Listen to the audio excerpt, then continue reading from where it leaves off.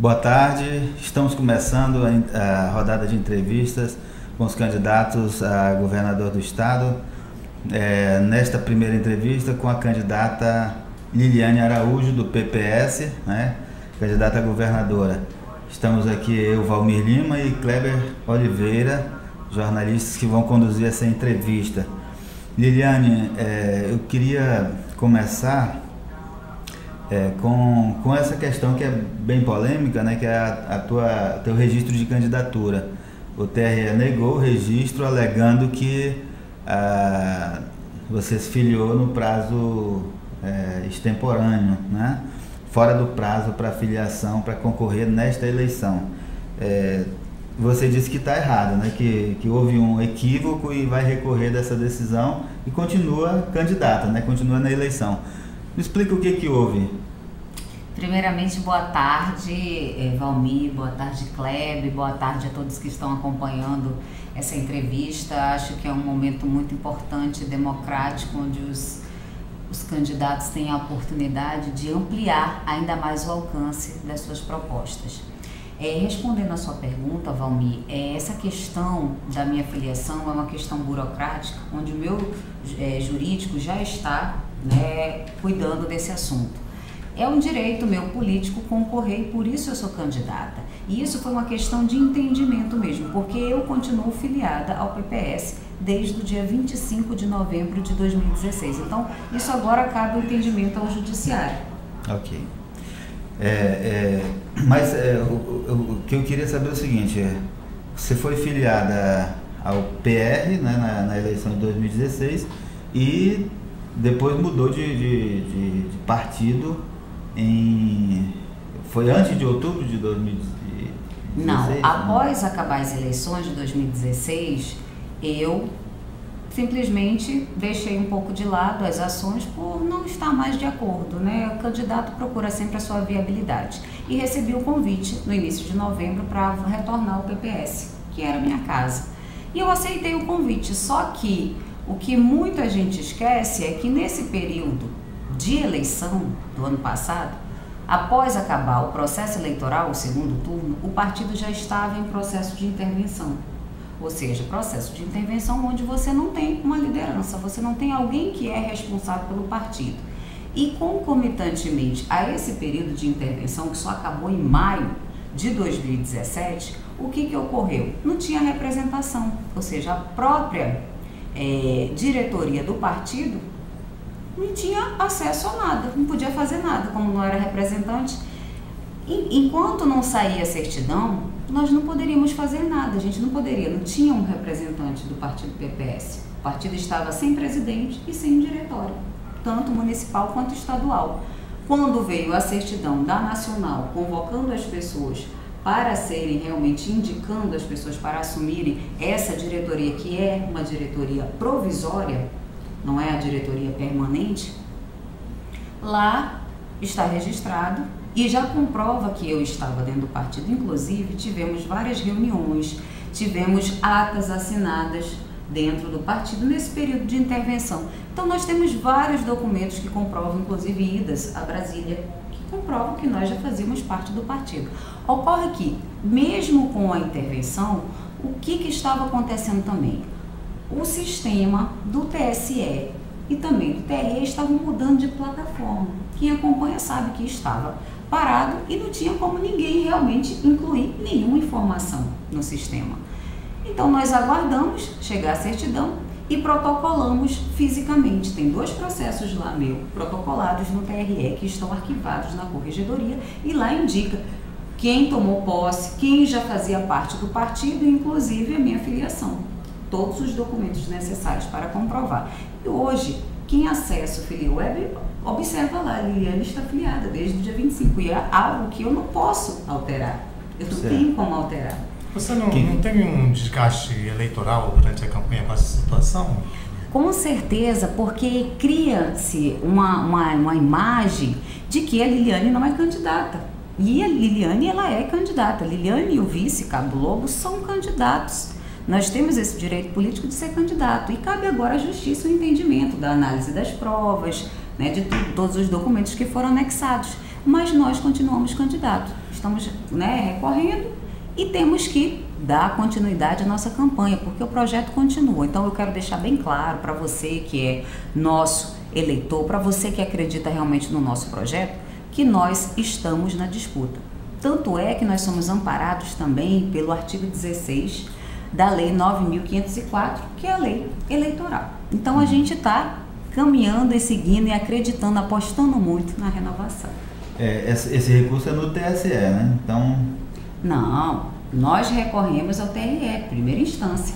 Certo. Após a segunda, né, vai ter um julgamento, vai ser julgado novamente. Quando ele ocorrer a decisão, sobe. Dependendo, né? A gente recorre ou não. Então essa decisão foi de primeira instância, né? Então Isso, exatamente. O TRE agora que vai avaliar. Por isso que continua, né? Eu quero deixar todo mundo bem tranquilo, continuar, pode votar no 23. É porque a notícia que foi divulgada em todos os meios de comunicação é que a Liliane estava fora da disputa, né? Já é uma coisa assim meio maldosa, né? Você falar, a Liliane está fora da disputa. A gente precisa entender os trâmites jurídicos, né? Para a gente poder colocar a notícia. Até porque eu também sou jornalista e a gente tem que ter cuidado, né?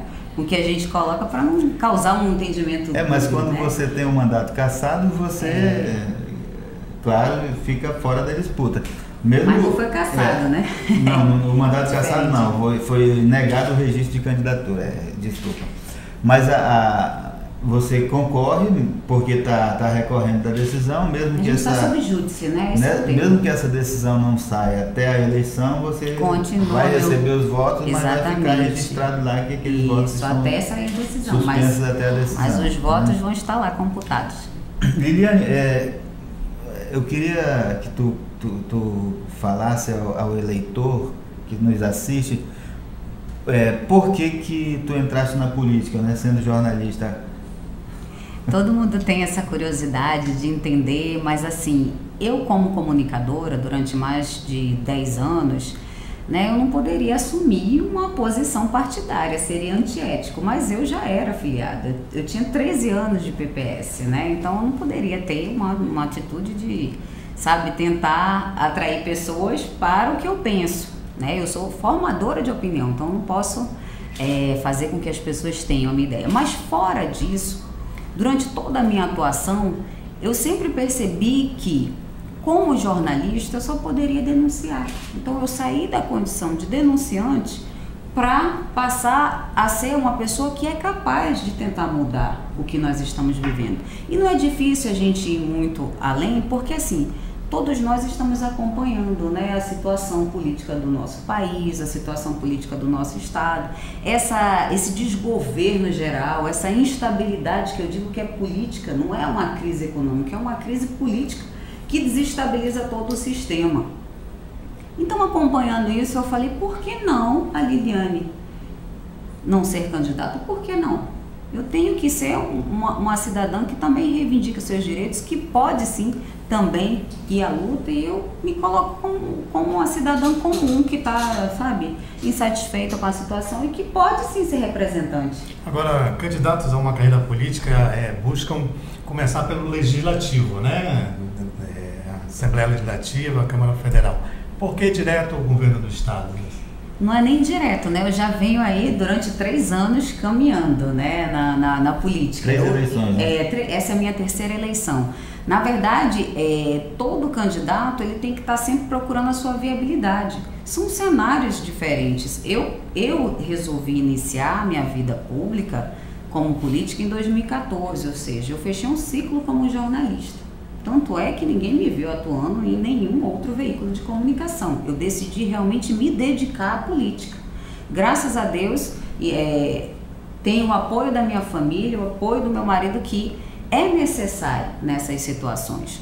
E foi aí que eu decidi, não, eu vou seguir esse caminho, e comecei em 2014, concorri ao cargo de deputada estadual, conquistei, foi a primeira vez que eu senti todas as emoções, as sensações, as agendas, é tudo muito diferente do que a gente imagina que sabe? Aquelas questões de partido mesmo, porque uma coisa é você ser militante, outra coisa é você botar sua cara para disputar, é bem diferente. E não fui eleita, mas eu conquistei 6.243 votos, que eu considero muito para quem foi assim, sabe, com a cara e com a coragem, sem padrinhos, E falei, olha, não ganhei, mas eu também não perdi minha dignidade, não perdi, sabe, não enganei ninguém, eu continuo na disputa. Veio 2016, falei, vou concorrer e continuei meu trabalho, porque a política é um trabalho contínuo, a gente não pode só querer atuar quando chega o momento político, a gente tem que continuar um trabalho de continuidade, um trabalho de visita, um trabalho de, sabe, de manutenção das suas bases, visitando, promovendo, né, encontros, palestras, então temos continuidade. E como já não tinha mais viabilidade dentro do PPS, migrei para o PR, recebi o convite e fui para o PR, até porque todo candidato ele busca a sua viabilidade. Chegando lá, concorri, não fui eleita mais uma vez, mas para mim tudo é experiência. E não é porque eu estou agora, nesse momento, querendo concorrer ao cargo de governo, que eu não tenho a experiência ou que eu não sou capacitada. Até porque, assim, quando a gente trata de experiência, a gente observa aqui, os que são experientes, olha o que eles fizeram com o nosso estado. Então, isso não é sinônimo de a gente querer comparar, né? Eu sempre falo que eu não tenho a experiência de falir o estado.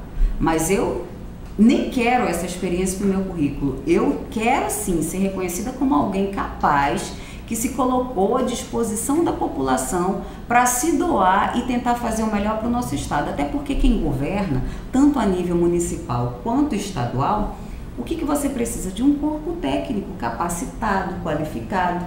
Ninguém governa sozinho, a gente precisa ter técnicos, ter secretários. E é nisso que eu penso, sabe? Em, se eleita, compor um corpo técnico, mas sem esses conchavos que a gente já está acostumado a ver, como jornalista, a gente acompanhando toda essa situação. Cada governo é sempre uma troca de favores, é um parente que está ocupando uma pasta, é um colega porque ajudou na campanha, sabe, essas coisas. A gente tem que esquecer isso, porque a gente está lidando com o povo, a gente está lidando com dinheiro público e a gente tem que ser responsável com isso. A gente não deve estar colocando os nossos interesses pessoais e politiqueiros acima dos interesses do cidadão. Então é por isso que eu me preocupo muito com isso, sabe? Em ser reconhecida como alguém capaz, que quer sim governar esse Amazonas, mas governar com responsabilidade.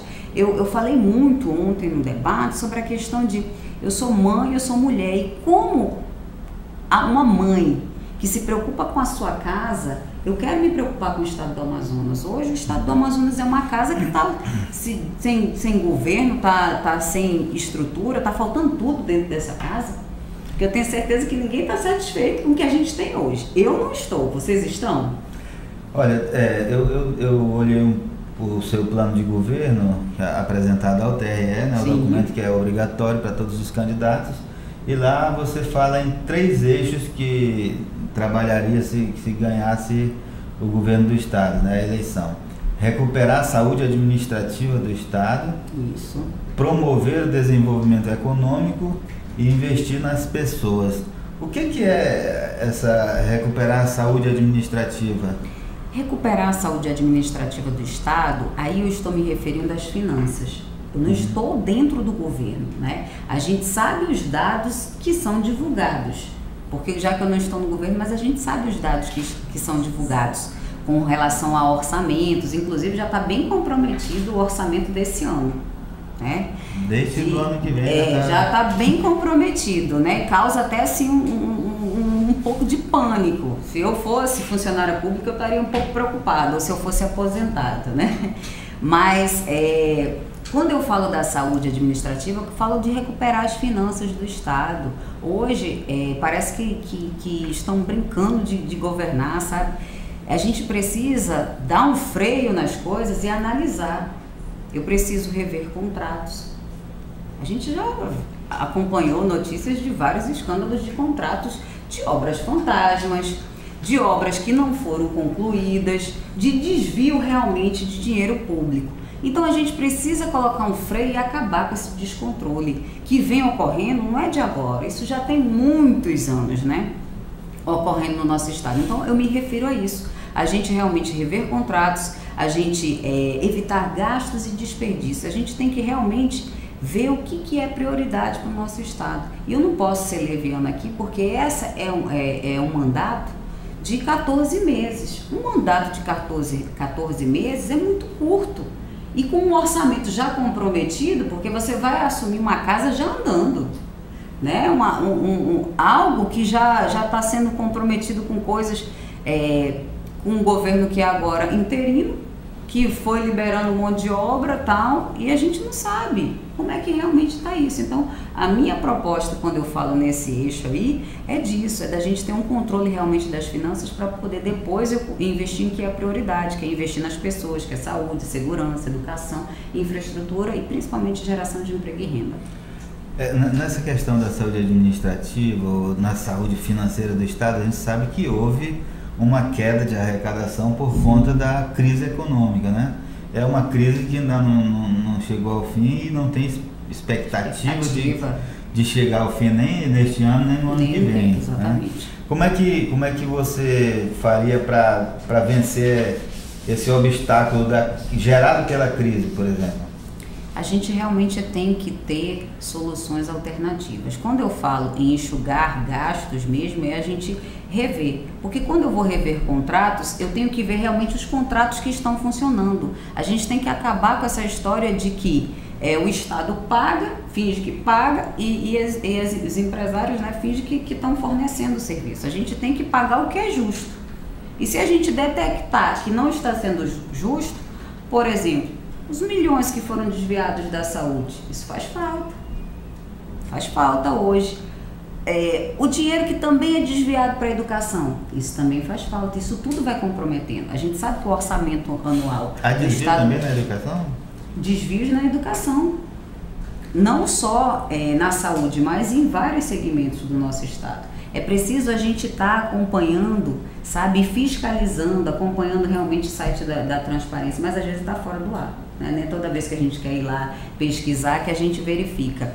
Né? Inclusive, com relação a verbas, a gente já verificou que antes mesmo do último governo, que esse governo interino é uma continuação do governo Mello, antes mesmo dele já foi cassado e dinheiro saiu dali.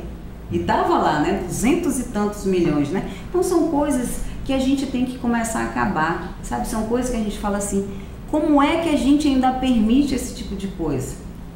Por isso que eu digo, é preciso realmente a gente rever quem a gente está colocando para governar o nosso Estado, quem a gente está colocando para nos representar, para a gente não continuar nesse abismo que cada vez mais fundo, onde a gente parece que não consegue sair, né? E voltando a falar do orçamento, realmente o orçamento que deveria ser de 16 bilhões foi de 12, né? Já tem um dinheiro que vai fazer falta para ser investido em algumas coisas. Só que a gente está no meio do ano, né? E 8 bilhões já foram comprometidos, né? Como é que vai ficar os restos dos meses, né? Então a gente tem que realmente pensar em alternativas. Se a gente tiver que fazer parcerias, sabe, com iniciativas privadas, nós vamos fazer para suprir, né, essa falta de recurso para manter alguns serviços essenciais que eu considero, como na área da saúde. Por que não fazer parcerias? O segundo eixo é desenvolvimento econômico, né? Promover o desenvolvimento econômico. A gente já viu os governos passados, cada um criou um programa para desenvolvimento do interior, né? Teve a Zona Franca Verde, depois teve... antes teve o terceiro ciclo. Começou com o terceiro depois ciclo. No governo do Omar mudou de nome, não era mais Zona Franca Verde, o Mello criou um outro programa para desenvolvimento do interior, mas na prática a gente vê que nada muda, né? O que a Liliane Araújo faria para mudar essa realidade? Complementando a tua pergunta, qual seria a sua proposta para tirar a dependência do Amazonas e da Zona Franca de Manaus? É porque hoje a economia do Estado ela se concentra aqui na capital, no setor industrial, né? Isso é o que nós temos hoje há mais de 3 décadas, né? Que é o modelo Zona Franca. Eu acho e acredito que a gente precisa levar o desenvolvimento para o interior do Estado, a gente precisa levar indústrias de beneficiamento, nós temos várias potencialidades de cada município. Por que não a gente aproveitar, inclusive, esses programas que já surgiram e que não foram para frente, foram por falta de vontade mesmo. Porque recurso tinha, é falta de vontade de colocar em prática planos e propostas excelentes para levar o desenvolvimento para o interior do Estado. Já que eu estou falando de um curto tempo, a gente tem que trabalhar realmente alternativas criativas e que custem menos. As ferramentas a gente já tem. A gente tem a FEAM, a gente tem o Banco do Povo para levar, sabe, fomentar recursos e oportunidades para quem mora no interior do estado, porque quem mora no interior do estado, ele não quer deixar lá a sua cidade para vir passar aqui na capital necessidade, ele quer continuar morando lá na sua cidade, mas ele também precisa, né, ter desenvolvimento, ele precisa gerar emprego lá. E como é que a gente pensa nisso? A gente pensa em utilizar realmente esses instrumentos como a FEAM e o Banco do Povo, mas de forma a pensar realmente em quem mora no interior do estado. Porque não é nenhuma novidade o que eu vou falar aqui, mas teve até o início do processo da CPI da FEAM, onde, em vez da FEAM estar beneficiando, né, pequenos agricultores, pequenos empresários no interior do estado,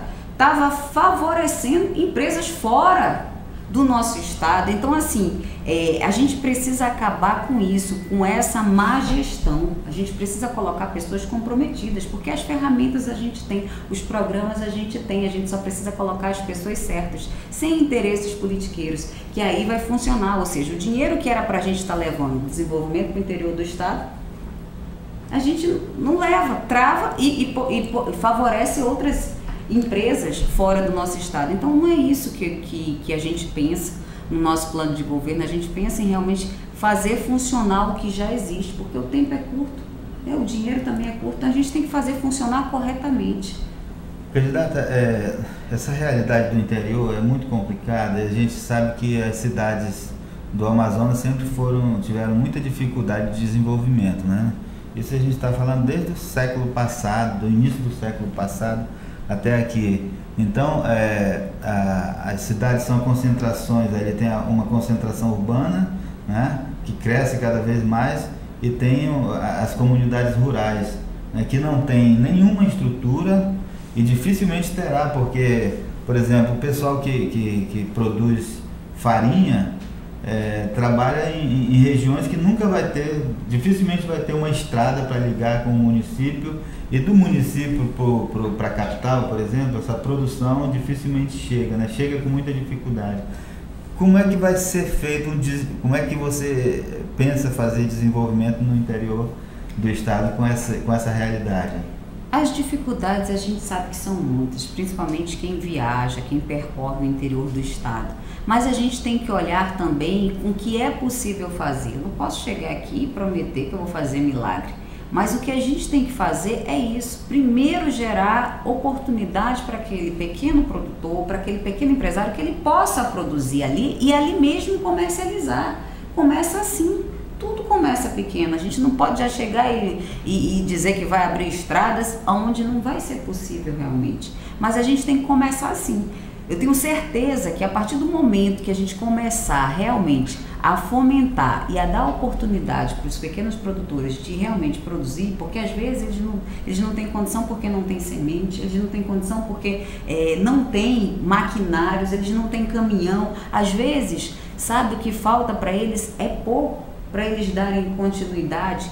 E a gente sabe que tem algumas localidades que a gente pode muito bem melhorar a estrada que lá já existe, sabe? Para eles pelo menos escoarem para outros municípios que são próximos. Mas a gente sabe que são realidades diferentes. Tem município que não vai ter estrada para escoar, vai necessitar de um porto, pelo menos compatível com a necessidade. Porque hoje a gente se depara que diz que aquilo ali é porto, e não é porto, gente. É só um pouco de, sabe, fazem apenas mascara, uma balsa, aquilo ali, às vezes nem é balsa, né? É improvisado, uma balsa improvisada, e chamam aquilo ali de porto, né? Então, assim, a gente precisa rever com carinho. Cada município é uma realidade, então a gente tem que tentar priorizar de acordo com a necessidade de cada um. É dessa forma que a gente pensa, com o pé no chão. Não é chegando aqui prometendo que vai fazer obras mirabolantes, que vai construir, porque o tempo e o mandato é muito pequeno, e o recurso também. Então a gente tem que fazer o que é possível. A senhora citou aí que a boa gestão do governo do Estado começa sem os interesses políticos e sem o conchavo. Mas hoje o nosso sistema eleitoral, ele só viabiliza candidatos com alianças, né? Como é que a senhora pretende fazer alianças, conseguir apoio político sem cair nessa armadilha dos conchavos e interesses eleitoreiros? A gente sabe que é muito difícil e não pense que é fácil. A gente está lutando contra a máquina, né, e contra os poderosos. Não é fácil, mas também não é impossível, porque eu não estou sozinha. Eu acredito muito no cidadão amazonense, que já está cada vez mais consciente e já não acredita mais nessas falsas promessas, sabe? Nesses projetos mirabolantes de campanha, de que vão zerar a fila em 100 dias, sabe? Por que não fizeram essas coisas antes? Quase todos tiveram oportunidade. A única que não teve a oportunidade fui eu, e estou aqui, e estou sozinha, mas eu estou com o cidadão, que é bem diferente, que é realmente quem tem o poder de colocar lá ou não. Mas quando você fala assim, que como é que você vai se manter, né, nesse governo? E eu digo assim, por se tratar do executivo, muitas das ações do executivo a gente vai fazer, né, e não precisa realmente da atuação do parlamentar, a não ser, ainda mais num mandato curto desse, a não ser que seja para tentar aprovar projetos, porque aí sim a gente vai precisar. Mas aí a gente tem que utilizar o quê? As pessoas. Eu tenho que atrair as pessoas para dentro do meu governo, eu tenho que atrair os funcionários públicos. Ninguém governa sozinho, então eu preciso ter o apelo, sabe, da população mesmo, para coisas importantes, para pautas importantes e prioridades. Por isso que eu digo que a maior força é a força que vem do cidadão. Muitos movimentos que hoje já se consolidam como ficha limpa, ele surgiu da iniciativa do cidadão comum, que já estava cansado de tantos escândalos de corrupção. Então eu tenho certeza que o cidadão, tendo vez e voz dentro de um governo, ele vai se sentir muito à vontade, e a pressão popular hoje ela é muito mais forte, né? Quando o povo quer, ele faz. Ele já tirou 2 presidentes do nosso país, né? Então não vai ser diferente, né, o apelo. Agora, você acredita mesmo que o eleitor possa fazer uma revolução e deixar de votar naqueles candidatos que já passaram pelo governo e votar no candidato iniciante, por exemplo, com a senhora? Eu acredito sim que eles vão... Vai ser muita surpresa, sabe, o resultado dessa eleição. Eu estou acreditando muito nisso, porque por onde eu passo, por onde eu ando, as pessoas já estão cansadas, sabe, dessa mesmice. Eu acompanhando em algumas ações de rua, porque a gente tem que fazer panfletagem, a gente tem que fazer bandeiradas, eu preciso levar meu material ao maior número de pessoas. Então, quando eu faço isso, eu vejo que eu não tenho nenhuma rejeição, sabe? As pessoas realmente param, me escutam, pegam meu material. Paralelo à minha atividade, tinha outros candidatos também, mas você vê que eles não querem, sabe? De novo, não quero não, sabe? E quando a gente fala de realmente você abraçar um projeto, eu digo isso porque aonde eu consigo, sabe, que as pessoas, não, eu quero o seu adesivo, vou colocar. Mas em muitas outras campanhas de candidatos, o que a gente vê é que quem está realmente adesivando é porque já faz parte de um gabinete ou de uma secretaria. Então, assim, é muito diferente a realidade hoje da política. Então, por isso que eu estou dizendo, eu estou acreditando muito em surpresas, né, nessa eleição, porque realmente o cidadão já está cansado, sabe, daquela velha prática de estar trocando favor, de estar... Não, política não é isso, gente. Política é a gente pensar na coletividade, é a gente debater, é a gente dialogar, é a gente trocar ideias com o cidadão. Então, eu penso política dessa forma. A gente parou no segundo eixo, ainda tem o terceiro aqui, que é investir nas pessoas. Isso é um discurso que eu sempre fico... eu sempre faço uma crítica a esse discurso quando o político diz que quer cuidar das pessoas. O slogan do Mello era esse, né? Era o governo das pessoas. Então, dizia na campanha que queria cuidar das pessoas. E a gente percebe que eu como cidadão, eu não quero que o governo cuide de mim, eu quero que ele cuide do Estado, né? Que ele dê condições para que as pessoas, quando precisarem, acessem o serviço de saúde, por exemplo, porque nem todo mundo vive doente, né? Então, esse discurso, eu acho, eu não sei para que ele serve, né? Esse discurso do cuidado com as pessoas. Eu acho que se o candidato cuidar da administração pública com responsabilidade, as pessoas vão ganhar e vão perceber que é isso que elas querem, né? E não o contrário, não um político que não cumpre aquilo que lhe é devido. Eu acho que é obrigação do político realmente cuidar das pessoas. Se eu estou aqui cuidando, sendo chefe e responsável por um estado, eu vou cuidar de pessoas.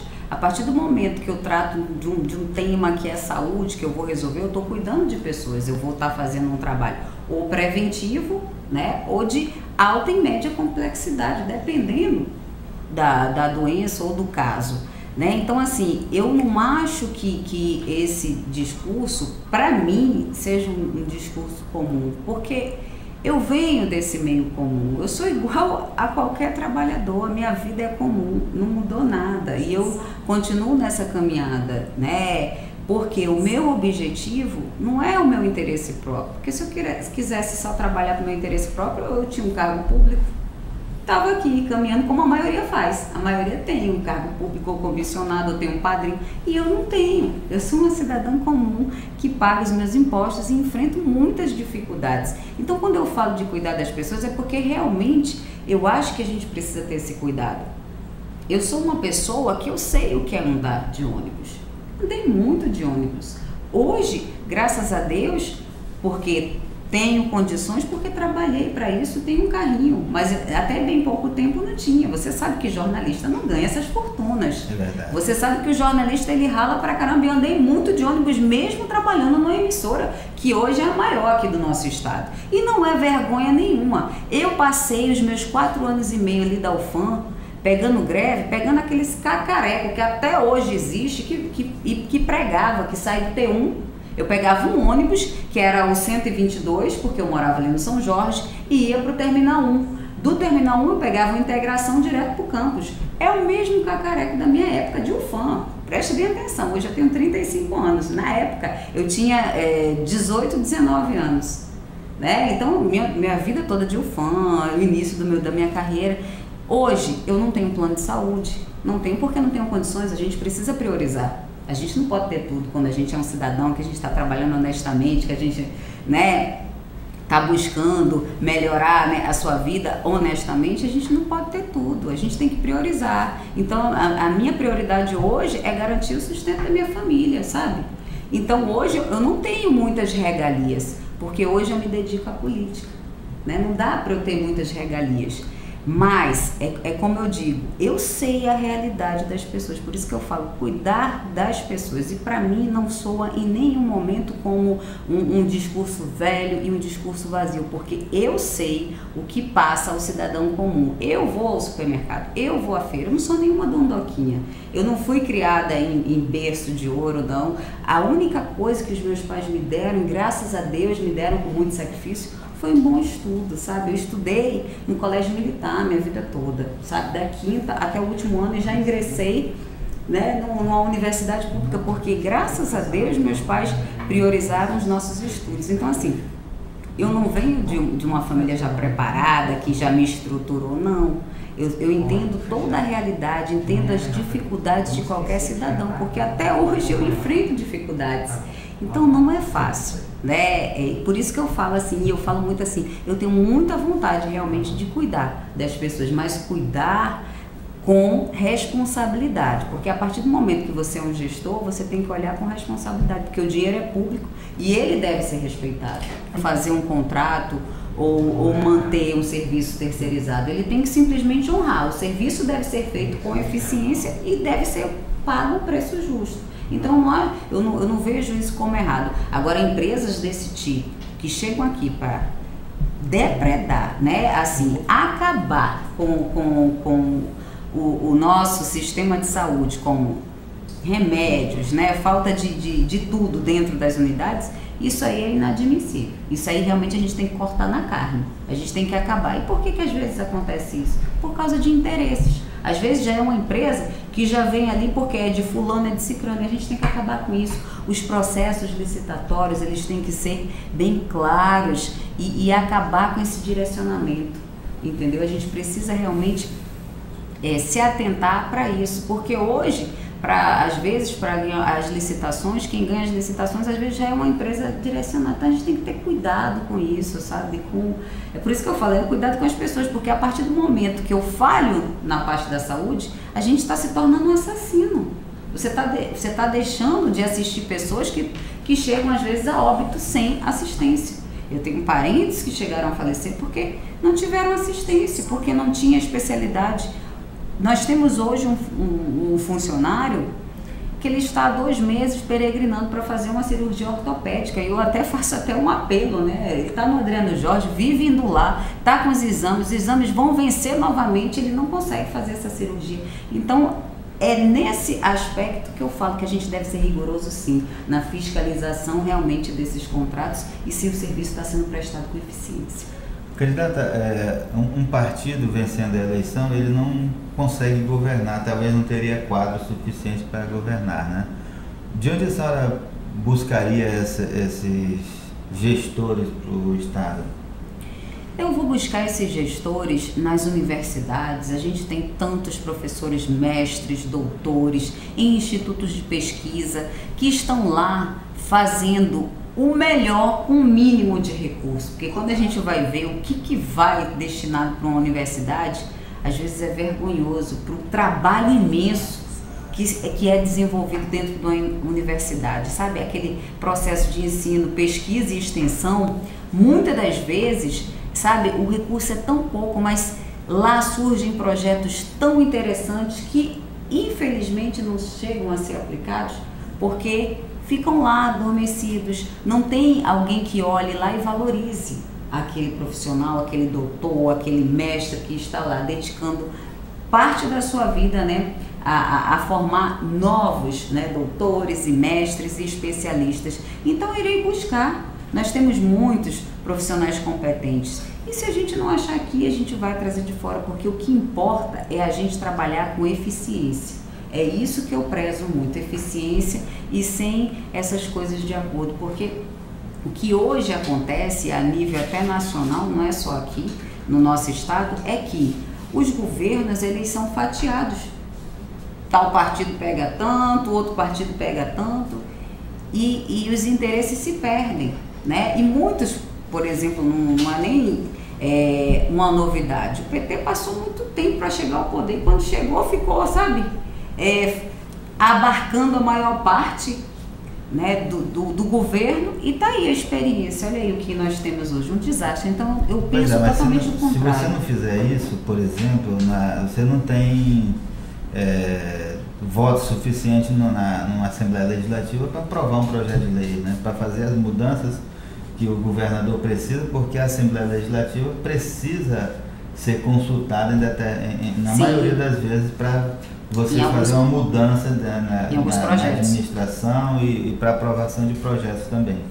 É o que a gente chama de governabilidade, né? Para ter essa governabilidade, geralmente o político precisa fazer, o gestor precisa fazer acordos com os partidos, com os deputados, no caso do governador, né? Olha, eu não penso nem em fazer acordos, a gente tem que mostrar o que é real. O que é real nós precisamos fazer essa emenda a esse projeto, nós precisamos aprovar esse projeto porque vai beneficiar, por exemplo, a questão da aposentadoria. Então a gente tem que convocar sim os parlamentares, e eles têm que ser responsáveis, porque se eles não quiserem aprovar algo que é para a coletividade, num futuro mais próximo, o resultado vai ser que eles vão deixar de ser eleitos, porque eles foram colocados lá não para trabalharem para eles e nem para mim, se governadora for. Eles têm que estar lá para trabalhar para o povo, para o cidadão. Então a gente tem que colocar isso muito na consciência das pessoas que querem realmente atuar na vida pública como parlamentar ou no executivo. A gente não pode, tem que esquecer essa coisa de não vou porque eu preciso disso, eu não vou aprovar, e ficam fazendo aqueles conchados. Está na hora de acabar com isso e a gente começar a levar a política a sério e a respeitar as pessoas. Porque quando a gente começa com essa coisa, não vou votar, não vou aprovar, qual é o seu interesse? É desenvolver, é melhorar o nosso estado, a vida das pessoas, ou você está pensando em você, né? Então a gente tem que levar para esse lado mesmo, nem que a gente tenha que ir à mídia, sabe? E convocar a imprensa e falar, a realidade é essa. Estamos querendo aprovar esse projeto e os deputados não querem. Agora, essa eleição ela é bem atípica, né? Porque vai se eleger um novo governador, mas não uma nova Assembleia. Em caso de eleita, como é que a senhora pretende viabilizar os projetos do governo na Assembleia Legislativa, que ainda é uma Assembleia com maioria de deputados ligados ao ex-governador José Berta? É como eu já falei, eu vou trabalhar com o que é correto e com o que é justo. Se a gente tiver que aprovar e propor algum projeto, nós estaremos lá na Assembleia, nós vamos convocar também a participação popular, porque as pessoas precisam estar mais participativas na política. Não é à toa que o parlamento está lá, o parlamento é para as pessoas também participarem, pedirem o direito de falar, assim como é na Câmara Municipal. Não é só na Câmara que a gente deve ir lá e pedir para, sabe, a sua voz para ir lá à tribuna. A gente tem que participar sempre. Então, pode parecer e soar um pouco assim, vai ser difícil, mas a gente precisa primeiro experimentar, sabe, e tentar propor o que é correto e o que é justo. Então, se tiver que enfrentar isso, nós vamos enfrentar, e eu tenho certeza que o cidadão vai estar ao meu lado. Ok, gente, nós já passamos de 40 minutos. Já? Nós tivemos, eu só queria explicar aqui para quem está nos assistindo, nós tivemos uma pequena falha, eu acho que foi uma queda da internet que desconectou a entrevista e nós conectamos novamente. Então, perdeu alguma parte? Não, ela está lá disponível no Facebook toda ela, né? Mas está em duas partes agora porque houve essa falha na transmissão. Foi a primeira vez que isso aconteceu conosco. Então, mas está lá a entrevista completa em duas partes no Facebook. Nós agradecemos a presença da Liliane Araújo e desejamos aí boa sorte nessa caminhada nessa disputa ao governo do estado. Muito obrigado ao Kleber Oliveira e agradecemos também a sua audiência. E até amanhã com o próximo entrevistado, que amanhã será o Wilker Barreto, presidente da Câmara Municipal, candidato a governador também. Até amanhã.